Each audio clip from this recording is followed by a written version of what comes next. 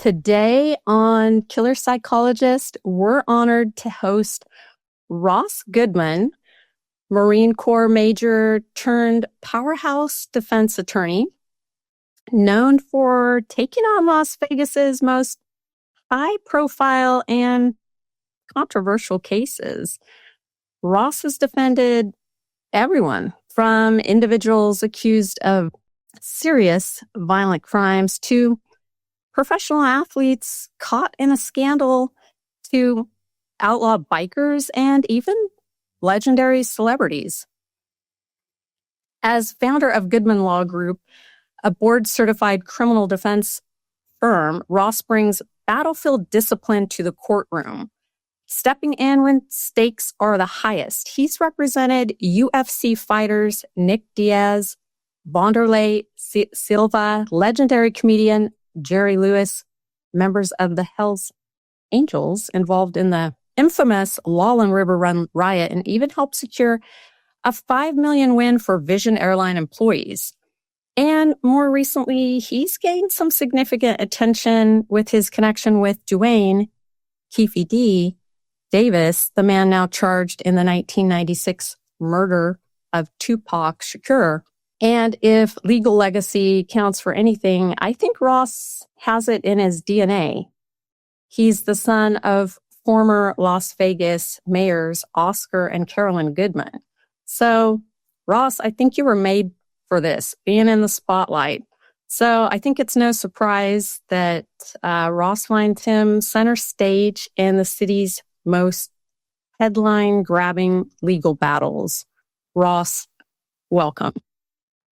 Thank you for having me. That's quite the introduction. I forgot half of the cases you mentioned in that introduction, but I don't want to date myself. But I love being a Las Vegas. I was born and raised in Las Vegas, and I wouldn't practice law in any other city other than Las Vegas because for the reasons that you just stated, where else you can have celebrities and professional athletes and, from every walk of life come to Las Vegas, find themselves probably having a good time, have too much fun, and get in trouble, which is when I come into play. Yeah, so I'm fascinated by your career and the kind of cases that walk through your door. So what's this internal litmus test when deciding to take on, these high stakes clients that, maybe everyone else is backing away from? So I made a decision a long time ago because I guess I'm not a good supervising attorney. So I'm a perfectionist. So I can only take on so many cases. I don't have other lawyers in my office that can go make appearances for me or go visit with clients in custody. So it comes down to, unfortunately or fortunately, it comes down to money. And it comes down to the value that you place on a case. And that allows me, fortunately, at this stage of my career, to only represent people who can afford the fee so that I could give them the commitment and dedication that's really needed to work up each and every one of these cases. So it really comes down to whether or not there's a rapport with the client and whether or not they can pay or have the financial resources to pay for the defense. Yeah, I'm not sure I could afford your defense. Well, you would be surprised. It depends on the case, and it depends. If I get in trouble in Vegas, I'm calling you. Yeah. But, the truth of the matter is that I love what I do. And so as long as you're conscientious and you're 20, 30 years in a career and you love what you're doing, it's really all easy at that point. And everything comes down to preparation. Like for a real estate agent, it's location, location, location. For a trial lawyer, it's preparation. I'm preparing right now. I have a federal trial that starts on Tuesday. It should only last about 4 days. And I'm knee deep in the nitty gritty, which most lawyers probably don't like. Most lawyers don't have the patience for. But for better or for worse, and maybe it's it's a diagnosis that I haven't been diagnosed with yet, but I'm obsessive compulsive about the tiniest of facts, and I eat, live, and breathe these cases. I think clients know it, and if I have the time and I can represent them, then I do. And it really doesn't matter, by the way, whether it's a celebrity, a professional athlete, or a mom and pop, because at the end of the day, you have to put in the same amount of hours in working up a case. So it doesn't matter if it's a high profile case where you have news involved or just your random, like a garden variety DUI or domestic battery. I mean, you're a criminal defense lawyer. I take all sorts of cases as long as you're accused of a crime.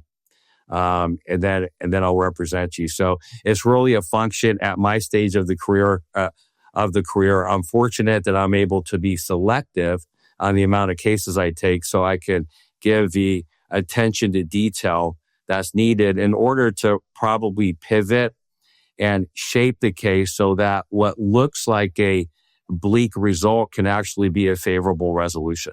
Yeah, so I'm curious, and it was about 2023 when you came across the Tupac case, which, a lot of these cases are so famous. We come across them in the news and see your name associated with it. You were just briefly involved, but maybe you can share what you can about some complexities in cases that are so high profile, or the challenges you can face when representing someone like that. Maybe give a little background, because Keefe D, I went on a podcast, right?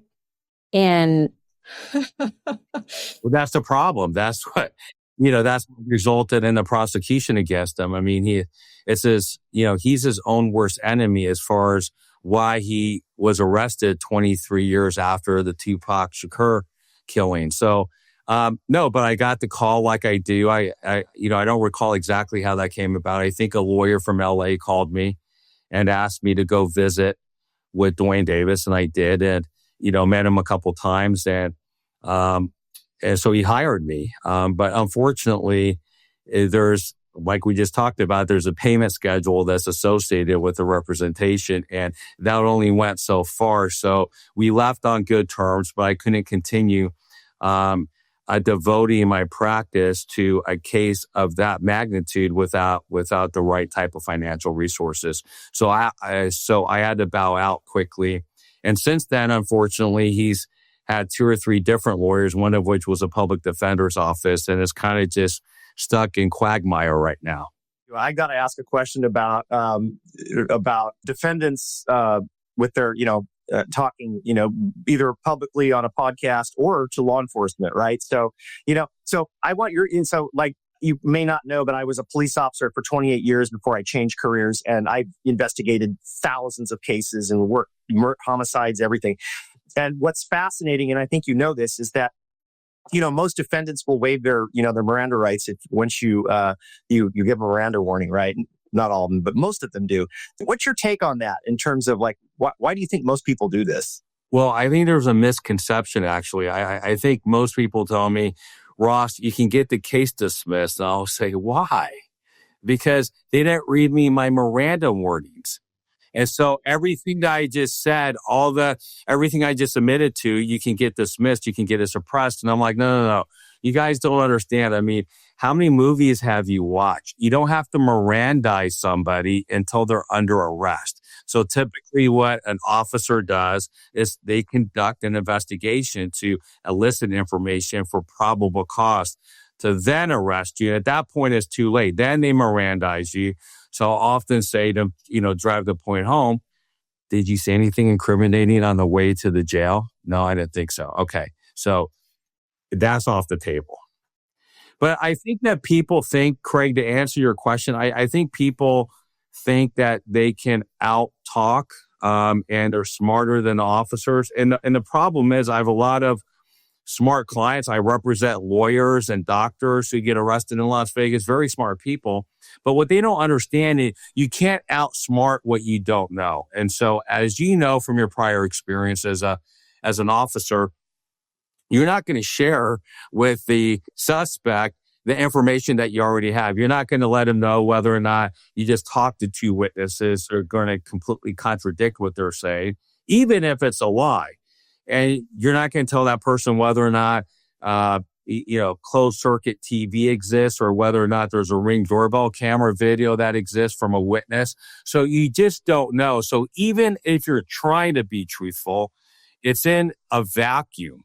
And so that could indicate to an officer you're actually trying to cover up and lie, even though you're being truthful, because you don't know what the other information is as part of that calculus. And so that's the danger, because most people think, obviously, that, if I ever get arrested and it's the wrong identification, I'm in the wrong place at the wrong time, I'm just going to tell the officer that, and then they'll see it and let me go. But that's hardly the case. In fact, I can't think of the last time where that actually happened. So my advice, Craig, to everybody listening is to not make any statements until you have, a lawyer present. There's a reason for that. It's crazy because I had a client, so I do some criminal defense work, and I did have a client a few years ago that I gave that advice, obviously. I said, please, refer the investigator, and this was a sexual assault allegation, refer the investigator to me. And inevitably, that did not happen. They ended up, talking, because they thought, I'm innocent of this. I don't have to worry about anything. And they ended up talking anyway. And again, like you said, it was out of custody. So, it's a 2-pronged test. Law enforcement doesn't have to give you a Miranda warning. And so they brought him in, did a behealer. The behealer is a warning they give folks when we're going to interrogate them and let them know they're free to leave at any time. We don't necessarily Mirandize them, but yeah, he talked. So, well, I tell people all the time, you want to, keep it so that you have a level playing field. So when you go talk to a lawyer, he has a blank canvas to work from, right?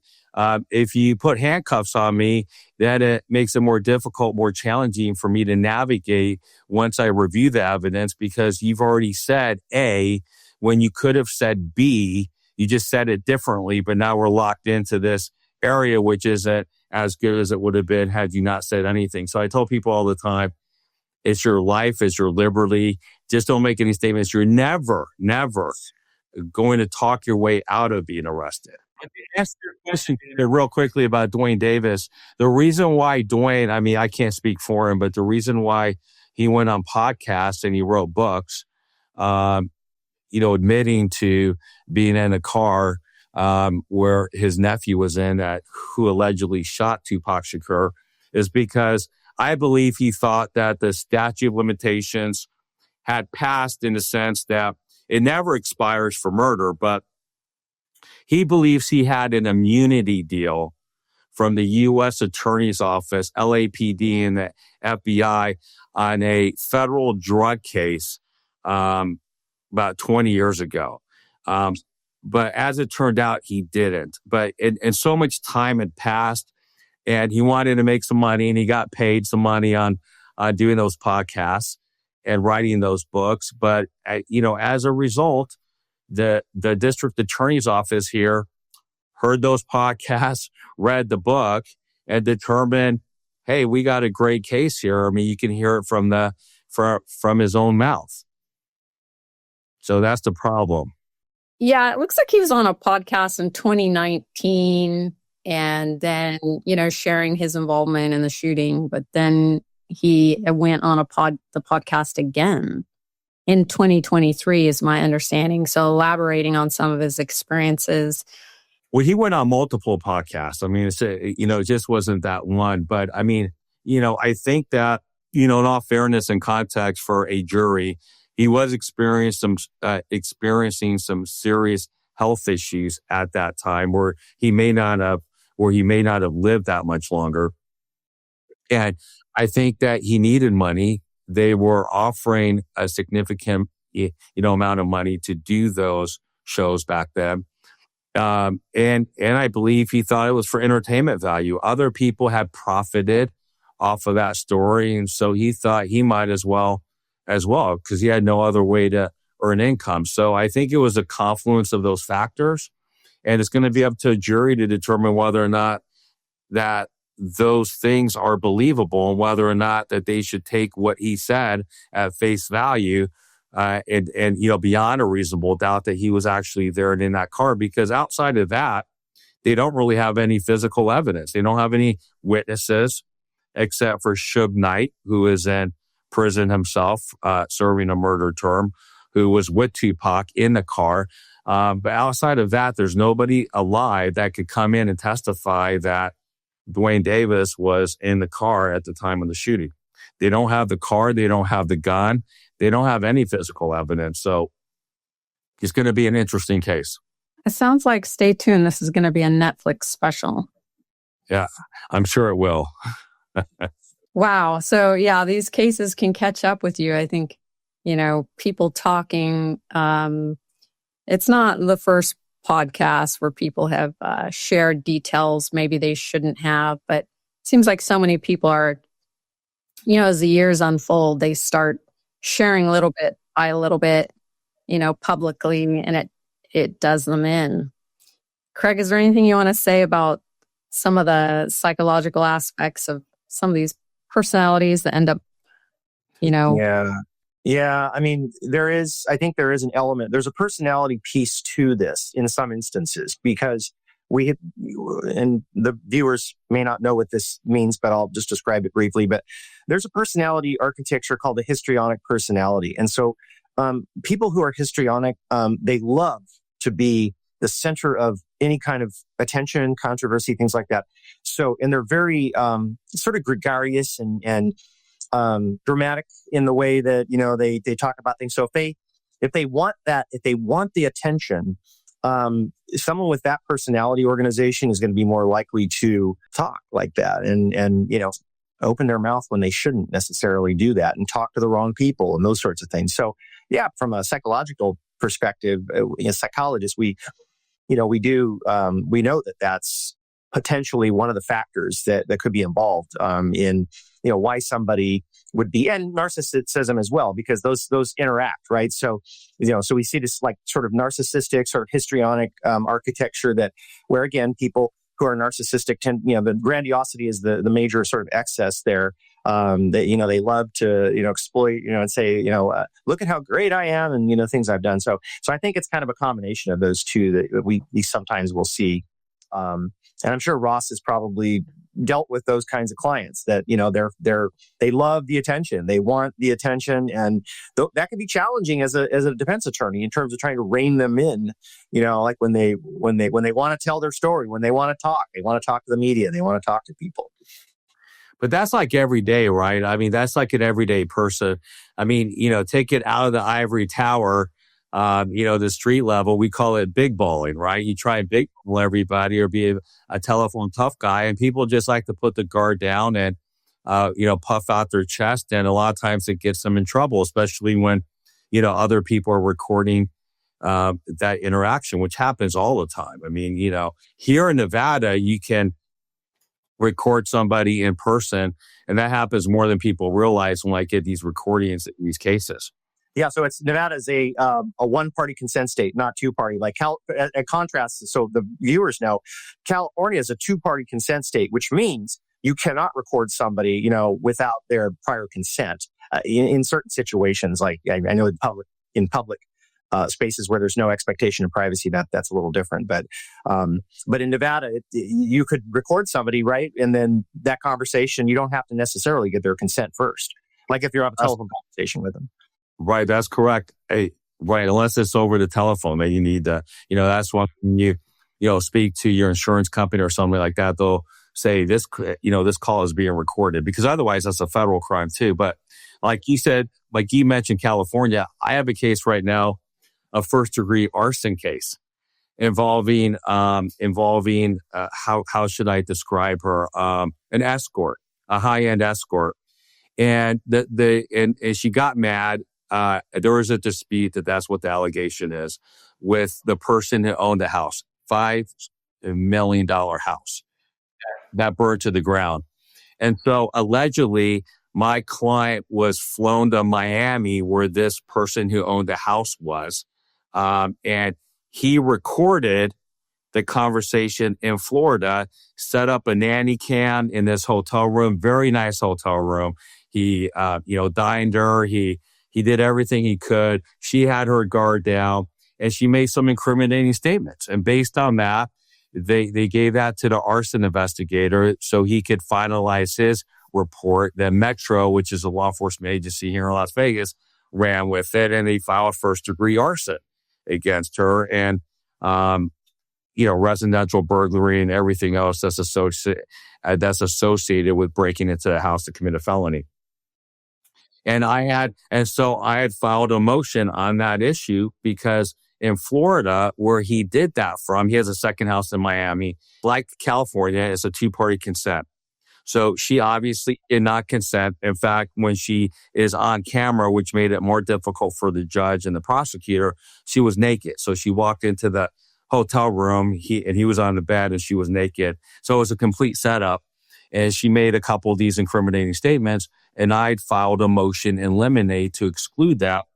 And because the judge agreed with me that it was illegal in Nevada to do that, you couldn't admit it because you had to respect the state where the case is. So, but most of the time you're going to be able to get recordings in because it's, especially here in Nevada, where it's a one-party consent. So, by the way, that prosecutor is calling me up and trying to negotiate the case right now because, there's really no evidence. There's no, Ring doorbell video from other neighbors showing her even going to the house. They have, it's a very, what we call thin case. And so, so we'll see what happens on that. They want to make a deal. Restitution, $5 million. I said, guys, if they had that, then, then I would have got paid something. I got paid from a third party, but that's another story. Why, that's a very interesting story. I think sometimes how people get paid to do these things, but in any event, you're paid. And she's getting the best defense you can get. I can assure you that. I believe it. And she has no idea. Most clients have no idea on what really goes on. They just hear the generalities. Hey, my lawyer filed a motion. He's about to have a hearing. He's about to go meet with they have no idea what really goes on behind the scenes on how many hours it takes to research, draft, prepare, think through these issues, which is okay. But yes. Yeah, exactly. No, and I think, this is why we go to law school and we learn how to, file memorandums, points of authorities, all that fun stuff, do all the legal research. So now I have a question for you about this is affecting us, I think in a positive way on the forensic psych side. How much are you looking into the use of AI to assist your legal research? Because now we have these AI tools that can really facilitate and help with that. I get asked that question more than any question nowadays. And, my answer is not what people expect. It's not. Because, I'm a solo practitioner. I do everything myself. Not going to say I'm an expert, but I know how to navigate research and I have different databases and I just do everything on my own anyway. But if you're a bigger law firm or if you have, different types of cases, I think AI is going to be invaluable. And obviously it's going to change the landscape of how you're going to, practice law because, you're going to be able to be in meetings. You're going to be able to take depositions. You're going to be able to, distill and summarize all the witness statements. So if you have a bigger case like what we used to have, which doesn't seem to happen anymore. But when I first started, like the Hells Angels case, that was slated to be 6 months. And, that trial went 6 weeks in federal court. And I was cross-examining just by luck because there was, I forget how many defendants we had there. I mean, there was 100 people arrested, but what the government did was break it down and did what they believe were the most culpable defendants first because it's the easiest group to convict, they thought, and then everybody else would fall so they wouldn't have to do years and years of trials because you can only do so many people at a time. So my guy was Rodney Cox, and he's, it was on Dateline and 48 Hours and everything else, and they played this video nonstop throughout, national news forever back then. And he was a guy that had these sunglasses on, this white biker helmet, these white biker gloves, and he walked around with a crescent wrench because he was a felon and he didn't want to have a firearm. So he walks into Harrah's Laughlin Casino And you see him on video as clear as day. And he takes a stool that sits there that you're going to play, slot machine with. And there was all these people who had already been fighting on the floor, not dead, just, knocked out on the floor because there was a melee. When I say melee, you can only imagine between two gangs or two motorcycle gangs. So Rodney took one of the chairs, put it over the leg of a Mongol that was on the ground and put his knee on the chair. And as that guy was coming up, he just took this big ass crescent wrench and came down right on his head, and blood spewed and gray matter spewed all over the place. And that was one of the murder charges that they had against the Hells Angels. And they had him for racketeering and some other charges. And so what we did back then is there was a bunch of lawyers representing, I think we had 10 defendants at the time. And so we, to plan for that, we just simply said, okay, you're going to take these 2 witnesses. You're going to take these 3 witnesses. It was just random. And one of the witnesses that I was assigned to do with somebody else was the undercover ATF agent that had infiltrated the Hells Angels gang. And he was a Hells Angels, but he was undercover with the ATF. And as I was cross-examining him, and sometimes about nothing, right? You stand up there for a couple hours and you're just asking him questions, hoping that you're going to get him to say something that you can then, seize on and then explore that. Well, it came out that there was a report that he referred to, and I start looking back. I'm at the lectern, and I start looking back at the lawyers behind me, and they're all going like this too. And the look was, do you know what report that he's referring to? Nobody knew what report he was referring to.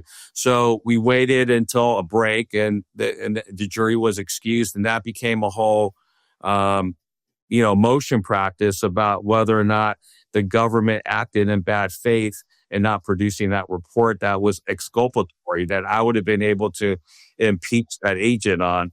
And so as a result, the federal judge dismissed the case. Ooh, so potential Brady violation. I mean, it sounded like a Brady violation then, right? With it. Yeah. Yeah, correct. But the judge was not very happy with the prosecutors. There's a little bit more involved than what I'm telling you, but wasn't happy with it. Gave the government every shot to come back in and remedy it and answer the questions and produce the reports, and he never did. Now, that wasn't the end of the case, though. They were also charged with murder, racketeering in state court. So then we had to go across the street from federal court to state court, and we had to do those cases. And we had filed what's called a writ of habeas corpus to the Nevada Supreme Court, to Carson City, on some of these issues, including the jurisdiction issue. And we got argument. And so we flew up to Carson City, and we had an argument up in Carson City on our appellate issues, which were pre-trial in state court. And as a result of that, we had then convinced the prosecutors to negotiate the case, where my client got credit for time served. I think he did about 2 years in jail while waiting for both the state and federal cases to go. I have a quick question. So how did they avoid double jeopardy? Actually, double jeopardy wouldn't attach because he didn't get convicted of the other charge. So they basically filed the same charge in state court, is what you're saying? Like they just used a state legal theory instead of a federal statute? Correct. And even if they had been convicted in federal court, they very well may have been able to proceed on state court charges. Okay. Because I'm assuming then the legal theories were different. Texas. Yeah. Okay. Wow. So that was my Hells Angels case, which was a great case to be, I was a relatively young lawyer back then, and it was a great case to be involved with. And if you ask me, Dana, because a better question would be, so how did you get involved in that case as such a young lawyer? Because it was like, not the case of the century, but it was a high profile case that everybody was interested in. And the answer would be, I have no idea. I don't remember how I got involved in that case, but fortunately I did, because there was a lot of very experienced lawyers involved in that case who had been practicing for a long time at that time. And somehow, some way I found myself involved. Yeah, I would hate to be be the losing attorney for the Hells Angels, though. Well, you can say that about anybody, about any gang or organization. I've been lucky enough to represent right, because anybody's going to be involved in charges, federal charges or state charges, whether or not that's people they perceive to be part of somebody from Armenia that's part of the Armenian mafia or a Vietnamese gang or your traditional Bloods, Crips. I mean, I've represented everybody. And sometimes I'll get somebody saying, hey, I know that you represented somebody in Long Beach, which is a Long Beach Crips. And, we have a problem with that. I'm like, well, don't use me. I'm not affiliated with any particular organization. I'm a criminal defense lawyer. And, I'm an equal opportunist. So I'll represent anybody that wants me to represent them that can afford me. So the Crips or the Blood, Doesn't matter, right? Yeah. Non-discrimination clause on that, right? Like, exactly. Yeah, well, it's the same thing. Like, doing child custody, work as an attorney, that's another dangerous area, right? Like, for lawyers.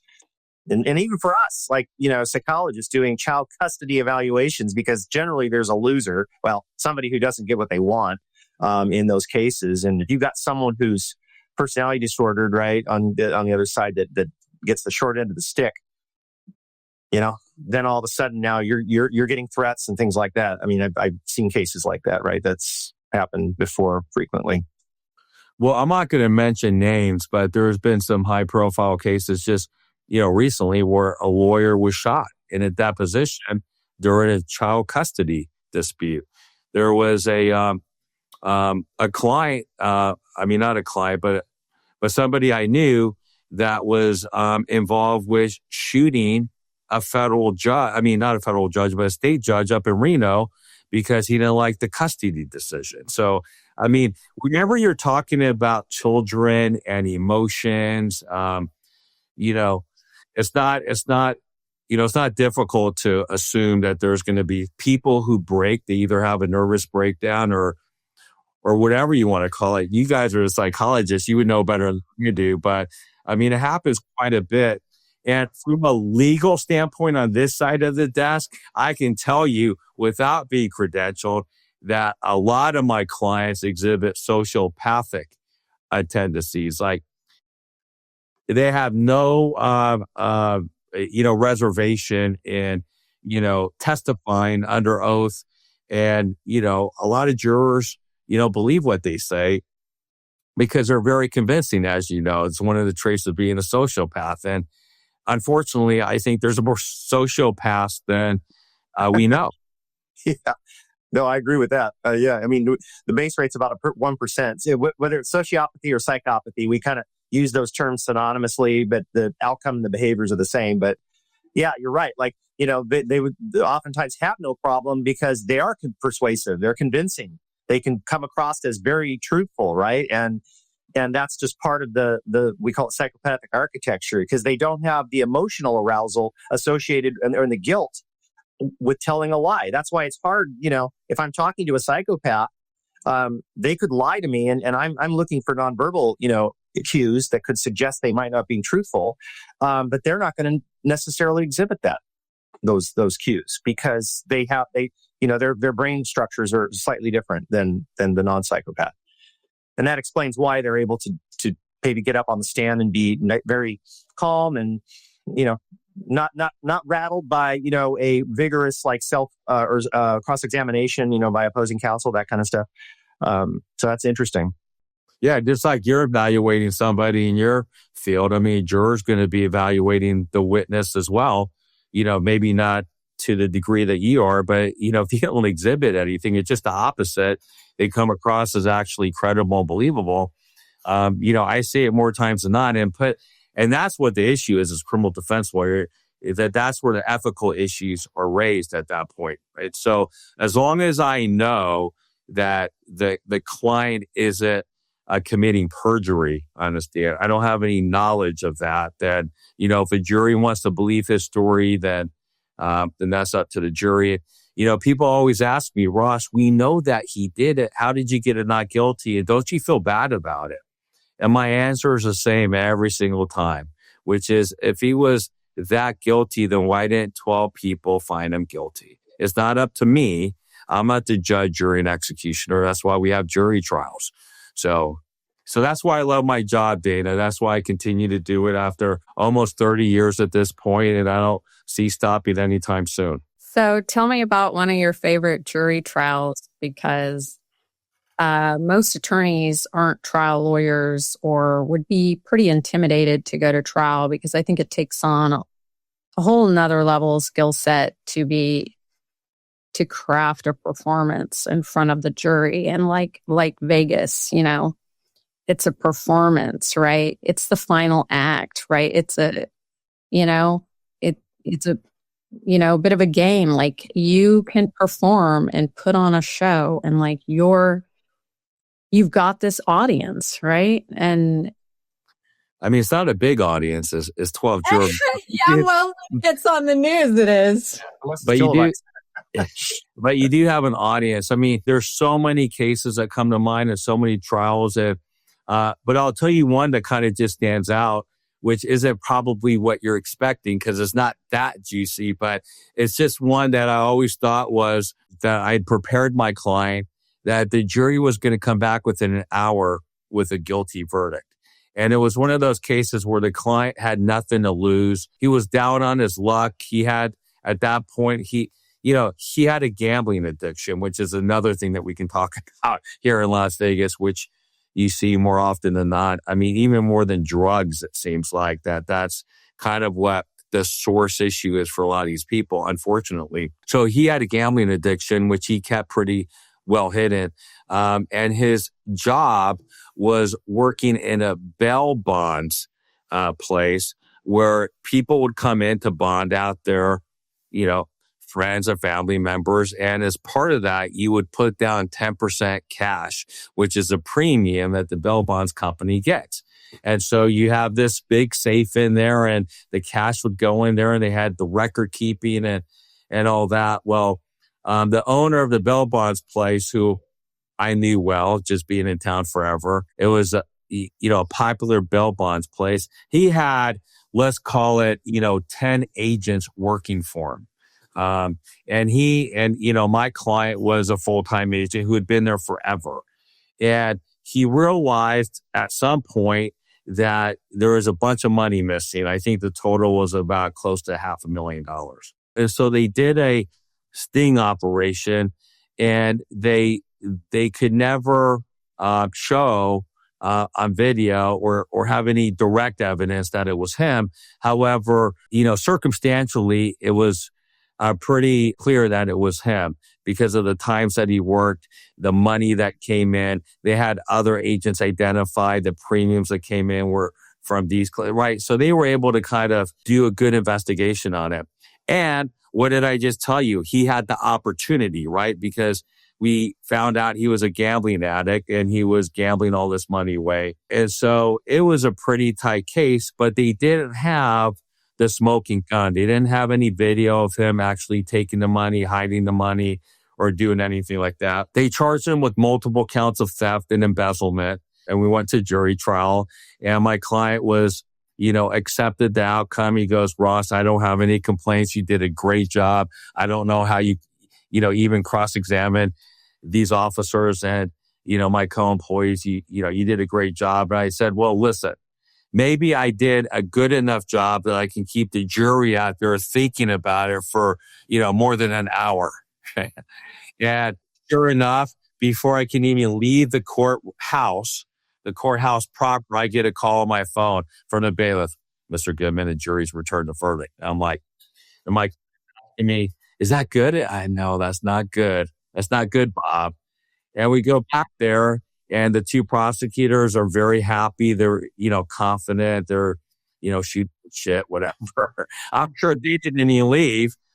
And a poor person said, "Not guilty, not guilty, not guilty, not guilty." And the reason why that came to mind, Dana, is because if you ask me, what do you think? I have no idea what happened.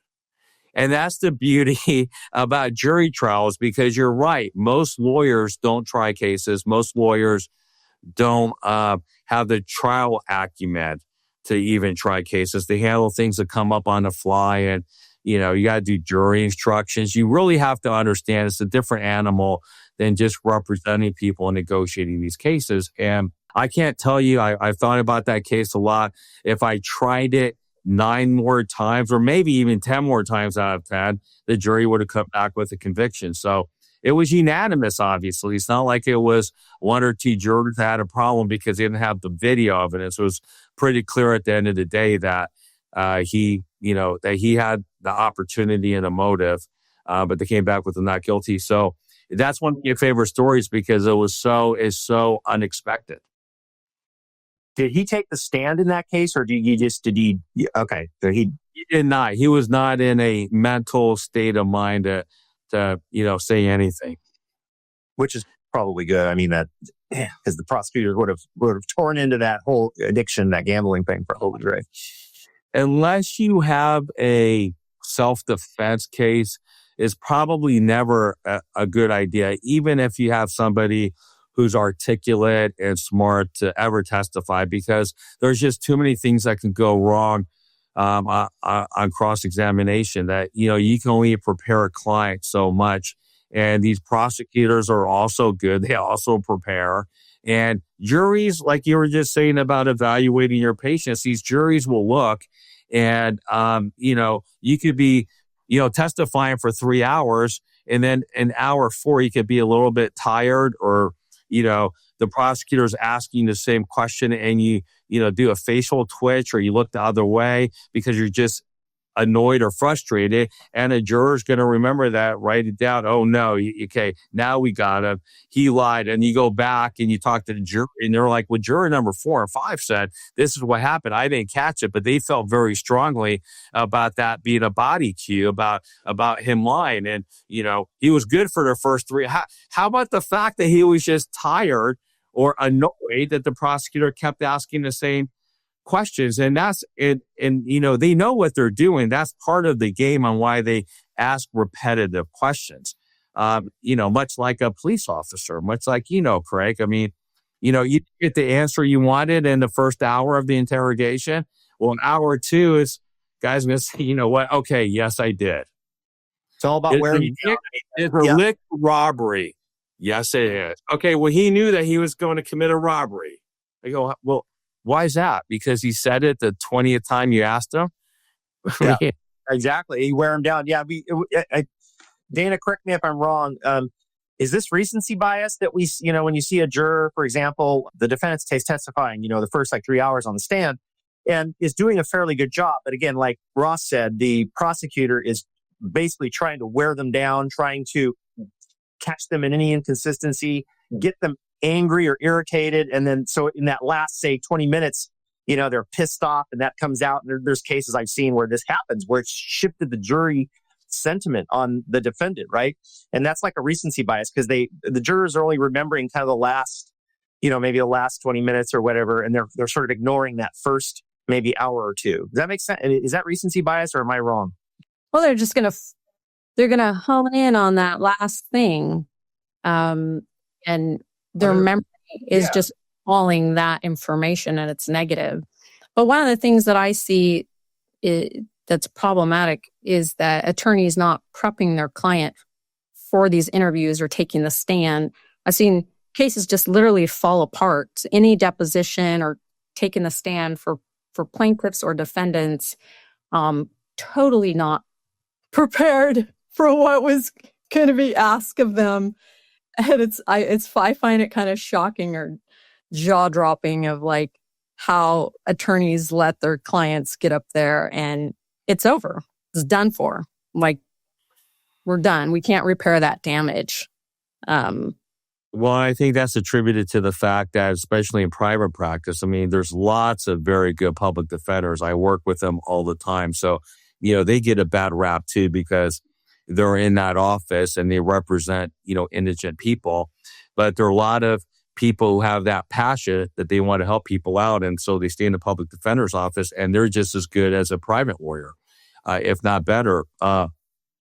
So I'm not saying this about public defenders, but I'm saying that's why the money that a lawyer charges is not out of thin air. And there's a vast difference between what lawyers charge. And that's part of the reason, right? I mean, if lawyer A charges $25,000 to do whatever, and lawyer B, C, and D charge $5,000, I mean, is that $5,000 lawyer going to spend as much time to prepare that client so it doesn't fall apart? Probably not.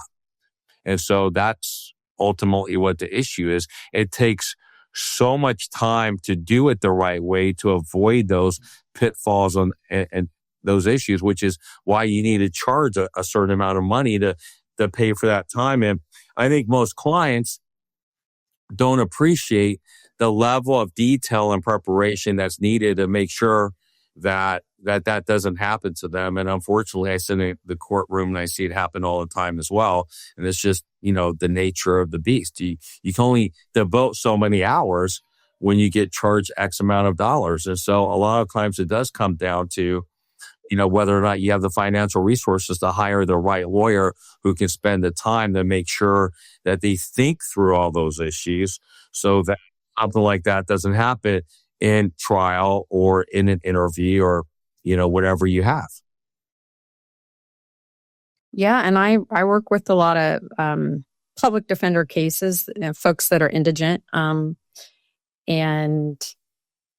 I can tell you, a lot of I work in different states, different jurisdictions. So there's different settings, but a lot of them, finances is an issue. In fact, I'm telling you, so they don't have the money to even, for even competency. So some of these people who aren't competent to stand trial, who I'm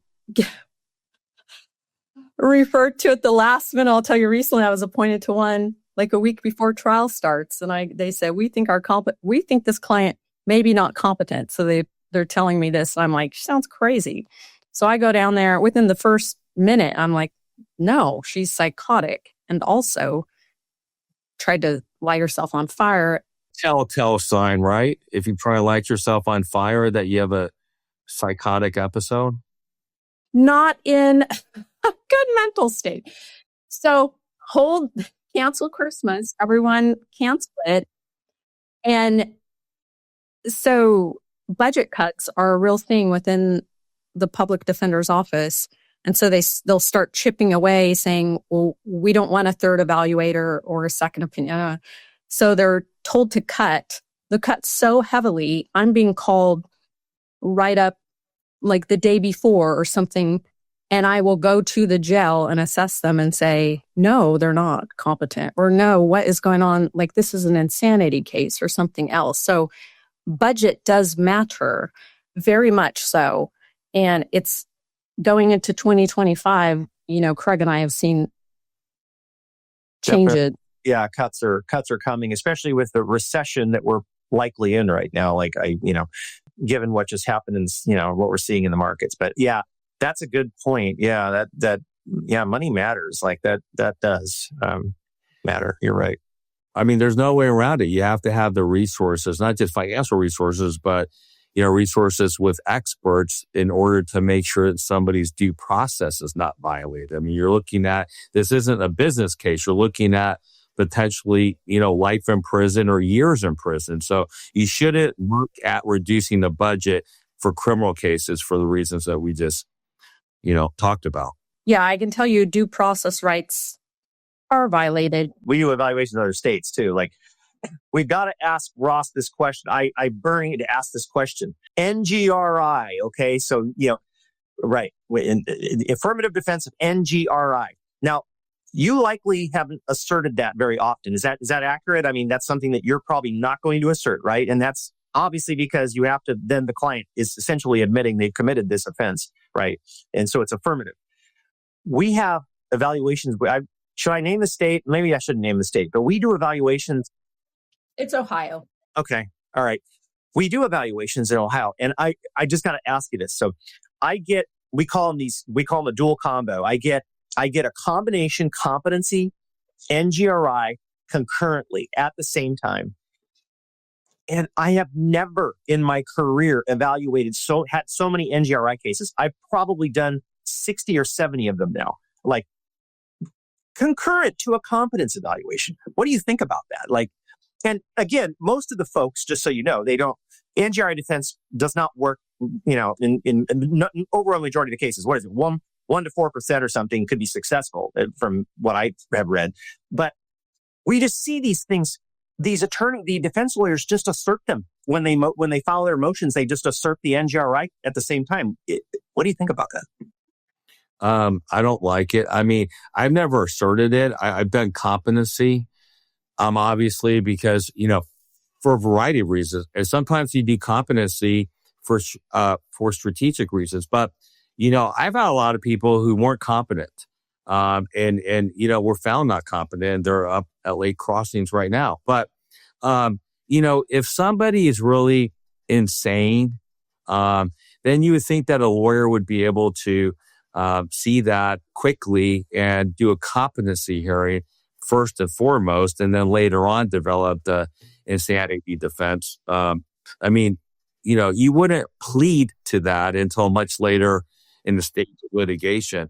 But it's very, very difficult in Nevada because of the case law to ever prove insanity at the time that the crime occurred.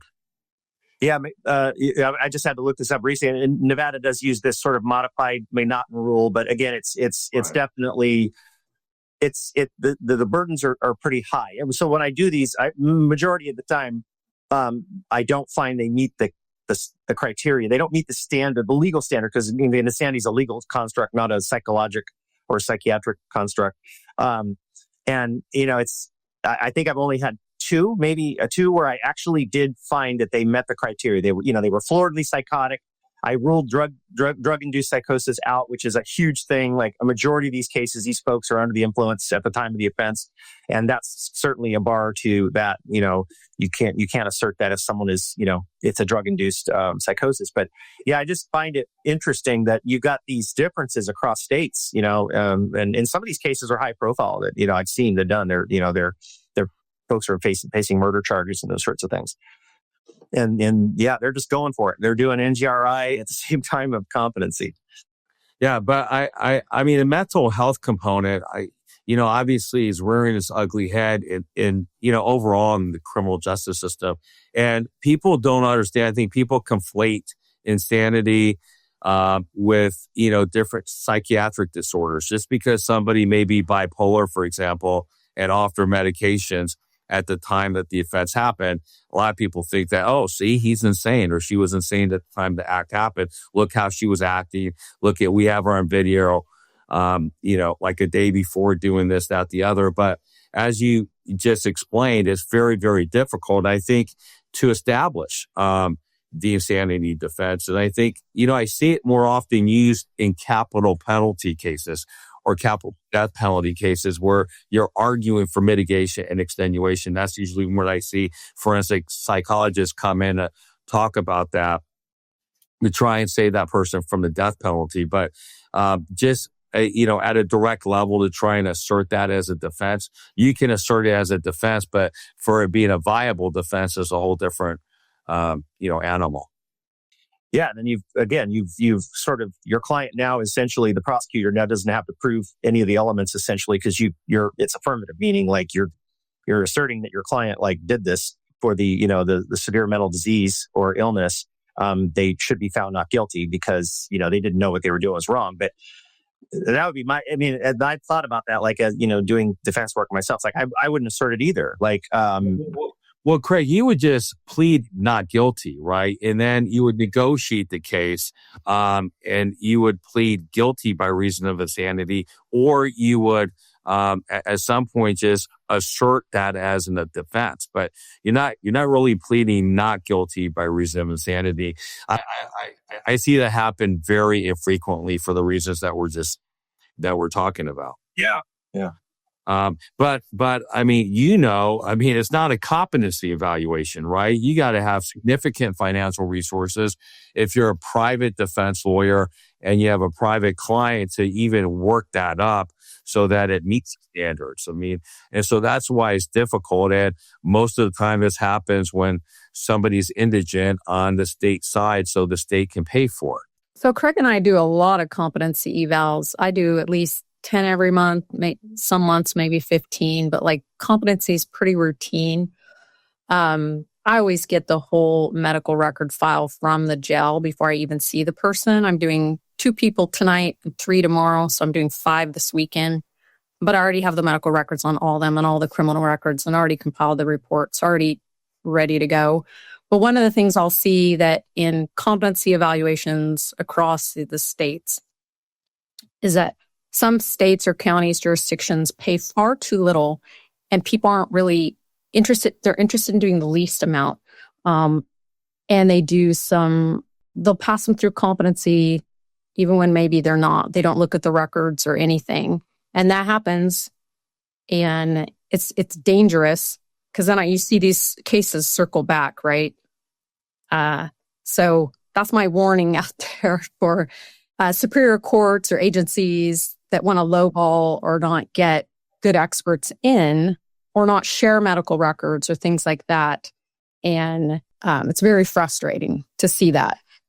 It's amazing how many times I see the competency evaluations come back 2 against 1. Like what? I mean, it should be more clear to me. I mean, I never really see, I do, but for the most part, I always see like there's a conflict. And, just for people who are watching, it's a fluid process too. I mean, I've been where my client's been found competent and then clearly 6 months later, he is not competent. And so then I'll have to request a competency evaluation again. So it's not like like you're arguing for bail like one time and that's the only shot you got. You can continue. I mean, up until trial, you can determine whether or not your client's competent. And, sometimes just, I think being in custody, especially, depending on what the charges are, there's other factors at work that, create, people having more psychological issues, which sometimes, I've had clients tell me when I walk in there, hey, who are you? You're the prosecutor. I'm like, come on. No, I'm not. Are you joking or is this real? Do I have to go through this whole thing again? It's a common thing. Yeah, and you brought up an interesting point about which, again, the viewers probably don't know this, but there is variation across states in terms of how many evaluators are needed when what's called a 415 in Nevada 425 evaluation is ordered by the court. But in Nevada, we have to have 2 pre-commitment. For pre-commitments, we have to have 2 evaluators, right? And then you get a split sometimes. But then once they're committed into a forensic restoration facility, in this case, Nevada has 2 of them. Vegas has Stein, and we have Lakes, like you said, up in Reno, where I work. Then you have to have 3 evaluators. We have to have 2, and then we have what's called a third, which there's only one other state that does that right now. I think the legislature is actually trying to change that right now. In the current session, from what I heard, I don't know if that's happened, but that's, that complicates things. Like you said, when you got, now you got 2 that's fine competent, and we see this, 2 fine competent, 1 says no. And then so now you've got a split, and then the court, the judge has to issue that final ruling on that, right? Like it can create a mess. Well, if you ever need competency evaluations, for sure. Well, awesome. Thank you so much for your time today. Fascinating stories. I want to hear more stories. I want to know more about this federal case you're working on. I'm sure you can't tell me all the details, but it's just fascinating to follow your journey and your career. And for people that are listening in, they need a defense. They need Ross Goodman. Where can they find you? Call me. I can help you out. All right. Awesome. Thank you so much for your time today. I really appreciate it. And thank you, Ross and Craig. Thank you for having me. Thanks for listening. For episode details and merch, check out killerpsychologistpodcast.com. And for forensic services, you can book online at psychologydr.com. That's psychologydoctor.com.